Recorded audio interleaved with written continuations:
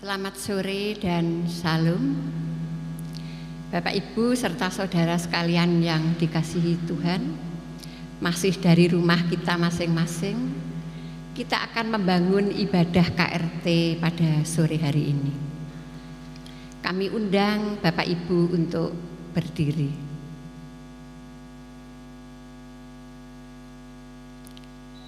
Kita akan masuk ibadah. Sekalian kita siapkan Kidung Jemaat 242.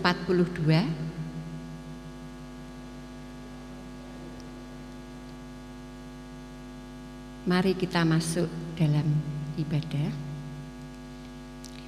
Dengan pengakuan yang demikian, kami datang kepada Tuhan dengan penuh syukur. Tuhanlah sumber pertolongan kami. Hanya kepada Tuhan kami beribadah saat ini. Kasih karunia dan damai sejahtera dari Allah Bapa, Tuhan Yesus Kristus senantiasa ada dalam persekutuan kita saat ini. Amin. Marilah kita menyanyikan Kidung Jemaat 242, bait yang pertama dan yang ketiga. Muliakan Allah Bapa.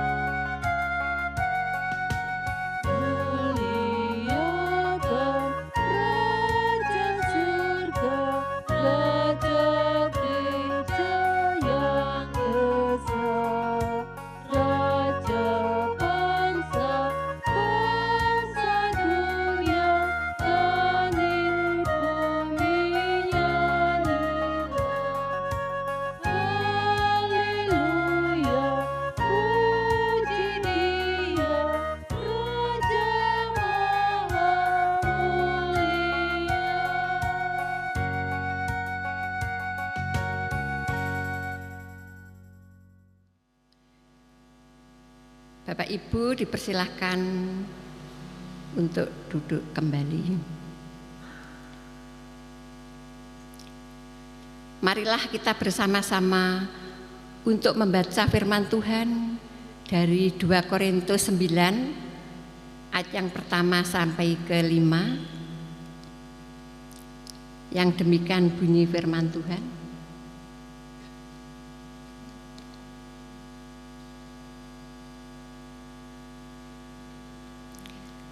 Pengumpulan uang untuk Yerusalem. Tentang pelayanan kepada orang-orang kudus, tidak perlu lagi aku menuliskannya kepada kamu. Aku telah tahu kerelaan hatimu tentang mana aku megahkan kamu kepada orang-orang Makedonia. Kataku, Akaya sudah siap sedia sejak tahun yang lampau, dan kegiatanmu telah menjadi perangsang bagi banyak orang.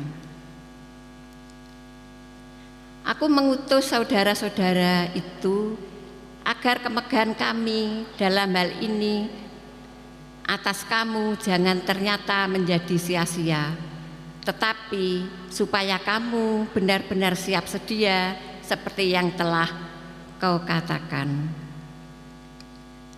supaya apabila orang-orang Makedonia datang bersama-sama dengan aku, jangan mereka mendapati kamu belum siap sedia, sehingga kami untuk tidak mengatakan kamu merasa malu atas keyakinan kami itu. Sebab itu, aku merasa perlu mendorong saudara-saudara itu untuk berangkat mendahului aku, supaya mereka lebih dahulu mengurus pemberian yang telah kamu janjikan sebelumnya, agar nanti tersedia sebagai bukti kemurahan hati kamu dan bukan sebagai pemberian yang dipaksakan. Amin.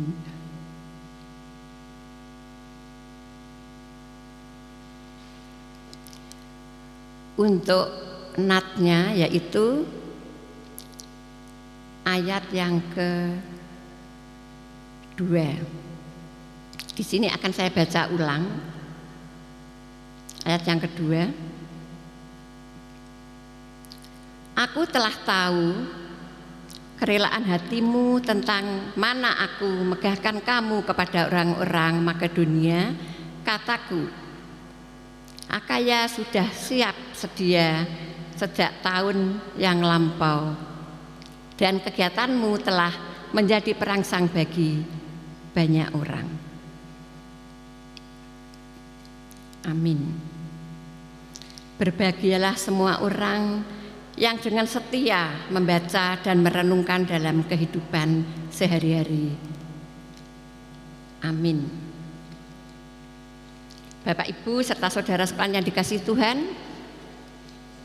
untuk renungan pada sore hari ini dengan judul Sudo-sudo sifate. Paulus merasa bangga terhadap jemaat Korintus yang pernah ia dampingi kurang lebih 1,5 tahun. Dalam waktu yang relatif singkat, Paulus sudah dapat melihat kemurahan hati jemaat Korintus terkait kesanggupan memberikan sumbangan uang untuk kebutuhan orang-orang kudus dan miskin di Yerusalem. Sayangnya, hari-hari terakhir sejak ditinggal Paulus, pengiriman bantuan tersebut kurang lancar. Entah apa sebabnya tidak diketahui, padahal tentang kemurahan jemaat Korintus tersebut sudah dipromosikan oleh Paulus kepada jemaat di Makedonia. Jemaat Makedonia bergerak untuk ikut terlibat dalam penyengkuyungan setelah mendengar jemaat Korintus sudah terlibat lebih dulu. Ada sewaktu keganjilan bila jemaat Korintus telah menjadi pendahulu. Teladan bagi jemaat Makedonia, namun sekarang justru melemah semangatnya. Itu sebabnya kala Paulus berencana nyambangi jemaat Korintus, ia mengutus Titus mendahului ke sana untuk mengurus pengumpulan bantuan yang telah menjadi janji dan kesanggupan jemaat Korintus. Harapannya supaya tidak membuat Paulus malu karena sudah terlanjur mempromosikan kepada jemaat Makedonia. Di pihak lain, supaya tidak melemahkan semangat jemaat Makedonia dan jemaat-jemaat lain yang mulai tumbuh kepeduliannya. Bapak, Ibu, serta saudara sekalian yang dikasihi Tuhan, bila memperhatikan penjelasan tersebut, maka ada beberapa hal penting yang mesti kita ketahui dan renungkan adalah sebagai berikut. Yang pertama, jemaat Korintus mulai sudo-sudo sifate. Mengapa demikian? Paulus tidak lagi tinggal bersama-sama dengan jemaat Korintus, walaupun Paulus terus membina melalui surat-surat yang rutin dikirim, pada kenyataannya tetap berpengaruh. Kedekatan itu sangat penting untuk menjaga kepercayaan, sebab ada kemungkinan jemaat Korintus kurang yakin tentang penggunaan dana bantuan tersebut. Terbentangnya jarak bisa menimbulkan berbagai kecurigaan. Yang kedua, Paulus berusaha menyempatkan diri nyambangi atau nuweni. Sebagaimana pernyataan bahwa jarak yang jauh bisa merusak hubungan, maka Paulus berusaha untuk mengunjungi jemaat Korintus dalam waktu dekat. Di samping sekedar melepas kangen, lebih penting lagi melihat kondisi dan perkembangan jemaat di sana. Bisa dipastikan rencana Paulus tersebut ditengarai oleh gelagat atau indikasi jemaat Korintus yang tampak mulai sudo-sudo sifate. Kunjungan Paulus benar-benar terprogram demi yang sudo-sudo sifate itu segera tertangani. Hal itu oleh Paulus dipandang sangat penting, bukan pada persoalan dana bantuan, tetapi efeknya akan melemahkan yang lain. Rencana kunjungan Paulus bertujuan untuk melihat dinamika sebenarnya yang terjadi. Yang ketiga, Paulus yang peka dan objektif. Sebagaimana pepatah, ada asap, ada api. Tidak akan ada akibat jika tanpa sebab. Jemaat Korintus yang mengalami sudo-sudo sifate tentu bukan suatu kebetulan saja. Pastilah ada penyebabnya. Ada banyak faktor kemungkinan yang menjadi penyebab. Demikian yang menjadi penyebab sudo-sudo sifate memang belum jelas. Tetapi Paulus peka dan ia ingin mengetahui secara objektif dengan datang langsung ke lapangan. Melalui surat belumlah cukup. Hanya dengan terjun langsung ke lokasi, maka akan dapat diketahui yang sebenarnya, bukan kata orang atau bunyi surat yang bisa berbohong. Bapak, Ibu, serta saudara-saudara sekalian yang dikasihi Tuhan, mundurnya semangat memberi dengan sukacita menjadi pertanda melemahnya iman. Bila hal itu terjadi di sebuah jemaat, perlu menjadi perhatian kita semua. Banyak faktor yang mempengaruhi. Salah satunya adalah jarak yang kian jauh. Jarak yang dimaksud adalah hubungan antar warga, hubungan warga dengan pemukanya, atau bisa juga karena model-model pelayanan yang kurang menyentuh. Oleh sebab itu, mari kita berusaha untuk lebih dekat agar iman semakin terawat. Niscaya semua menjadi lebih bersemangat. Berkat dan ucapan syukur pun jadi meningkat. Tuhan memberkati. Amin. Bapak Ibu, kita menghimpun persembahan dengan menyanyi kidung jemaat 448, bait yang pertama dan yang ketiga, Alangkah Indahnya.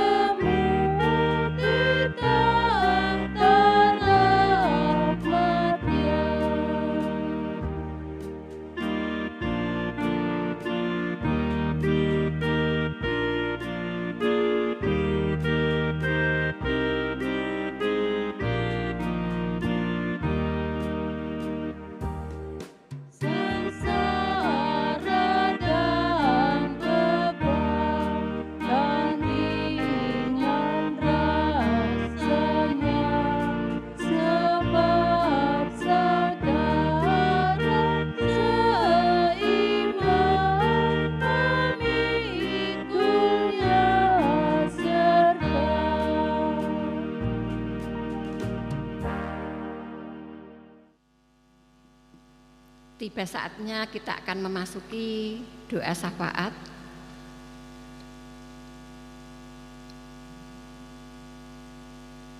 Marilah kita berdoa.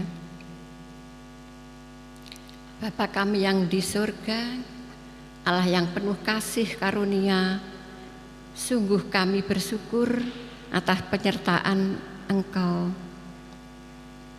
Tuhan, selanjutnya kami berdoa pada seluruh warga jemaat Kertosono dengan berbagai macam pergumulan yang sekarang ini. Bagi yang sedang sakit atau dalam perawatan, juga dalam pemulihan, jamah dan sembuhkan dan berilah kekuatan. Juga kami berdoa untuk setiap kegiatan yang terlibat dalam pelayanan ini, dari Bapak Pendeta, Penatua, Diaken, Organis, Pandu Puji, dan petugas setting hingga kaster. Tuhan berkati dan Tuhan berikan kelancaran dan berkat. Melalui persembahan yang boleh kami kumpulkan, sucikan dan berkati untuk sarana kelangsungan kehidupan jemaat kami. Terima kasih Tuhan. Kami mengakhiri doa pada ibadah KRT sore hari ini. Dalam nama Tuhan Yesus kami berdoa. Amin. Untuk mengakhiri ibadah ini, marilah kita bersama-sama memuji nama Tuhan dengan Kidung Jemaat 407, bait yang pertama dan yang kedua, Tuhan Kau Gembala Kami.